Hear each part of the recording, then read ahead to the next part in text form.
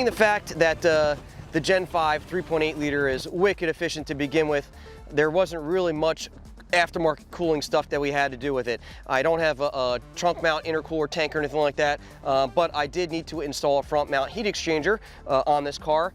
I've got their 3.625 upper supercharger pulley in an 8 rib, and I'm also running the stock size balancer. It's actually an aftermarket balancer from ATI, which comes included in the Whipple 10 rib kit, but since Jake at Power by the Hour Performance doesn't have the stuff for the Coyote swap to be able to run a 10 rib, I am running an 8 rib setup on here with that ATI balancer lower and the Grip Tech upper, slated to make about 22 pounds of boost. Dyno Day was the last video.